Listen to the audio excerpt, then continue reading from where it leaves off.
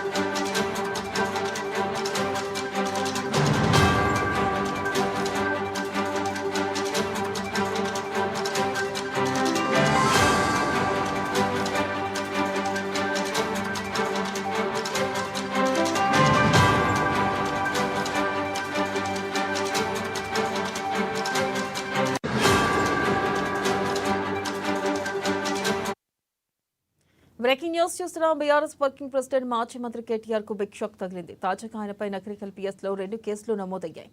ఇక నకరేకల్ పట్టణంలో 10వ తరగతి తెలుగు పరీక్ష ప్రశ్నాపత్రం లీక్ అయిందంటూ సోషల్ మీడియాలో తప్పుడు ప్రచారం చేశారంటూ కేటీఆర్పై మున్సిపల్ చైర్పర్సన్ చౌకోని రజిత కాంగ్రెస్ నేతలు ఫిర్యాదు చేశారు.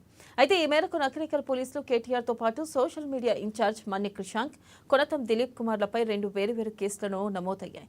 అయితే పేపర్ లీక్ అయిందంటూ వెబ్సైట్లో వచ్చిన వార్తను వాస్తవాలు తెలుసుకోకుండా కేటీఆర్ సోషల్ మీడియా ప్లాట్ఫామ్ ఎక్స్లో షేర్ చేశారని ఆ ఫిర్యాదులో తెలిపారు. అయితే పేపర్ లీకేజ్ వ్యవహారంలో పోలీసులు ఇప్పటివరకు ఒక మైనర్ బాలికతో పాటు 5గురిని అరెస్ట్ చేశారు.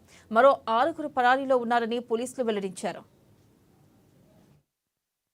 నేను చౌగోన్ రజిత శ్రీనివాస్, నకరేకల్ మున్సిపల్ చైర్మన్. మొన్న జరిగిన 10th పేపర్ లీకేజ్ విషయంలో మాకు ఎలాంటి సంబంధం లేకున్నా కూడా మా మీద, మా ఎమ్మెల్యే గారి మీద తప్పుడు దుష్ప్రచారాలు చేస్తున్నారు. కానీ మాకు కారు డ్రైవర్ అనే వ్యక్తి లేనే లేడు, ఉన్నాడని తప్పుడు దుష్ప్రచారాలు చేస్తున్న BRS social media batch TV news channel మీద నిన్న నకరేకల్ పోలీస్ స్టేషన్లో మేము ఫిర్యాదు ఇవ్వడం జరిగింది.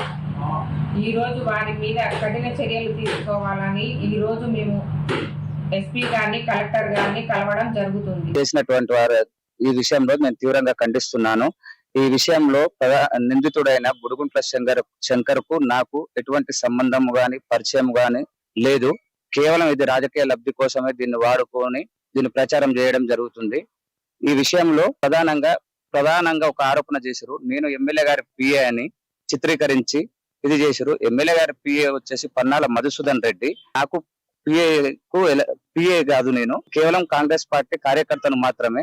గత సమావేశాలలో, సభలలో ఉన్నటువంటి ఫోటోలను తీసుకొని దాన్ని వాడుకొని రాజకీయ లబ్ధి పొందడం కోసం నా మీద ఆరోపణలు చేసి దీన్ని క్రియేట్ చేయడమైనది.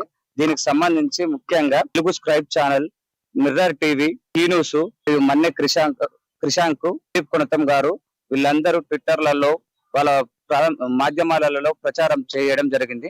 దీనికి సంబంధించిన పత్రాలన్నీ నేను జత చేసి స్థానిక సిఐ గారికి కంప్లైంట్ ఇవ్వడం జరిగింది. ఇట్టి విషయంలో ఎవరు బాధ్యులయ్యారో వాళ్ళందరి మీద కఠిన చర్యలు తీసుకొని నాకు న్యాయం చేయగలరని కోరుతున్నాను. నేను చౌగోన్ రజిత శ్రీనివాస్, నకరేకల్